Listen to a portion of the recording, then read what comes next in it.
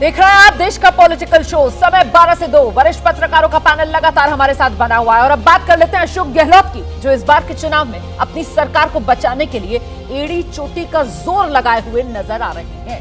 गहलोत कह रहे हैं कि राजस्थान की जो कुल 200 विधानसभा सीटें हैं उस पर कांग्रेस के नुमाइंदे नहीं बल्कि एक तरीके से वो खुद हर सीट पर चुनाव लड़ रहे हैं। सुनिए जरा गहलोत ने कहा क्या।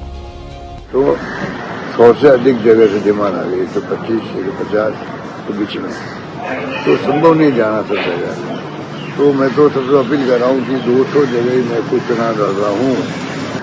आप समझ लीजिए कि मैं खुद ही चुनाव लड़ रहा हूँ आपके यहाँ से।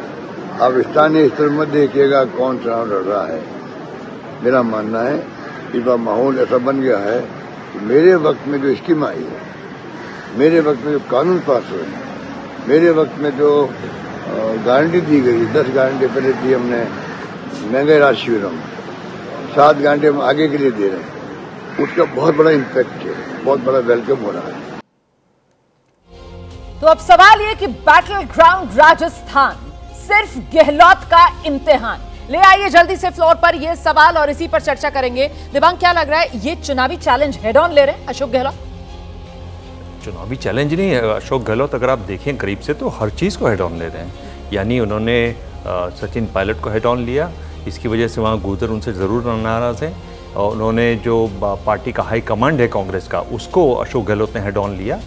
अशोक गहलोत इस समय बीजेपी को हेड ऑन ले रहे हैं और अशोक गहलोत की जो सबसे बड़ी इस समय मदद कर रही है वो उनकी लाभार्थी योजना है।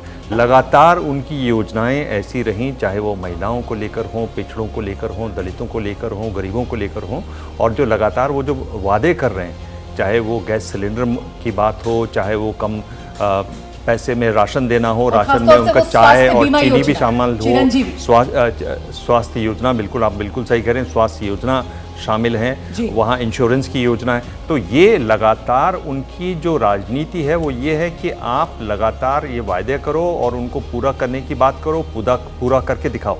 इस आधार पर वो सीधे लड़ रहे हैं और सभी से लड़ रहे हैं। और ऐसा नहीं कि वो कमज़ोर हैं कहीं।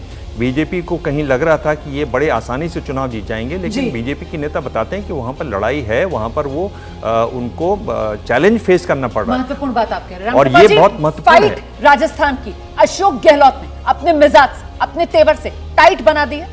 निश्चित रूप से देखिए, मैं अशोक गहलोत जी, जैसा मैंने कहा था कि कांग्रेस में वो खुद भी हाई कमान है, कम से कम राजस्थान के लिए खुद भी हाई कमान है।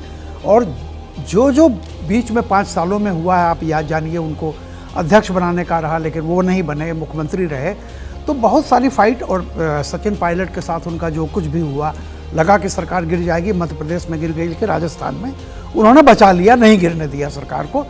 तो मेरा ये कहना है कि जाहिर सी बात है, जो भी राजस्थान में होगा उसका बहुत बड़ा श्रेय या जो भी कहते हैं अपयश या सपयश जो होगा वो गहलोत जी के ऊपर जाएगा।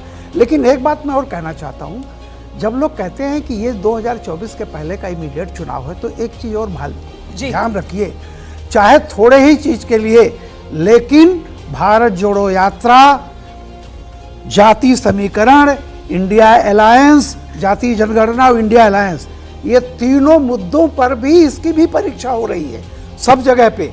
और ये आएंगे, मैं नहीं कहता कि ये फोकस रहेंगे, लेकिन इन मुद्दों का भारत जोड़ो यात्रा तो कर्नाटक और हिमाचल में भी हो चुका है। मुझे लगता है जल्दी से रासबिहारी जी को आना चाहिए। ये गहलोत जादूगर का ही जादू है कि बीजेपी के सामने मुश्किल ये कि वो चेहरा आगे नहीं कर पाई राजस्थान में।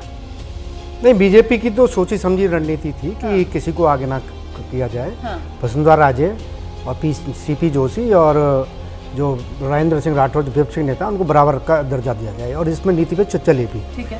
लेकिन जहाँ तक अशोक गहलोत की बात है, जैसे अभी आप चिरंजीवी योजना गिना रहे थे, इसी तरह जो बिजली के रेट कम किए गए, 50% जो रियायत दी गई है, उसका भी एक असर है मतदाताओं पे। लेकिन कितना असर है, क्योंकि वहाँ जो रिवाज रहा है कि सत्ता बदलेगी, और ओपीएस भी है और भी जिक्र नहीं कर रहे, वो भी बहुत महत्वपूर्ण। जनता के हित में कई सारे फैसले लिए गए। लेकिन जिस तरह से भारतीय जनता पार्टी ने खासतौर पर महिलाओं की सुरक्षा है, भ्रष्टाचार है और भी अन्य मुद्दे जिस तरह से उठाए हैं, वो उन पर भारी पड़ रहे हैं।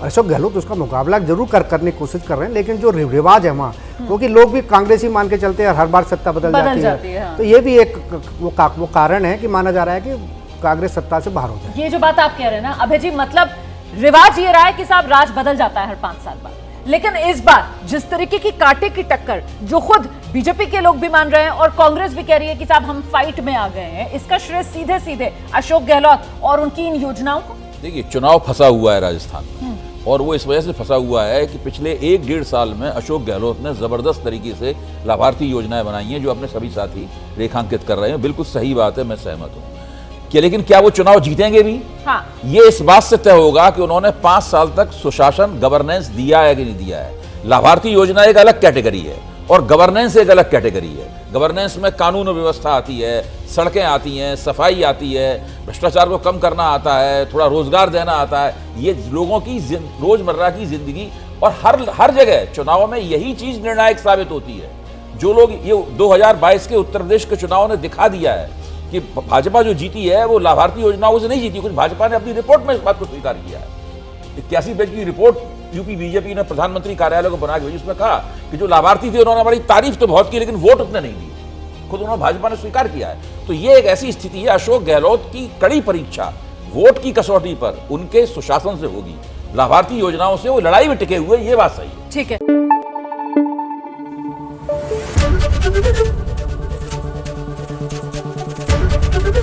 एबीपी न्यूज आपको रखे आगे।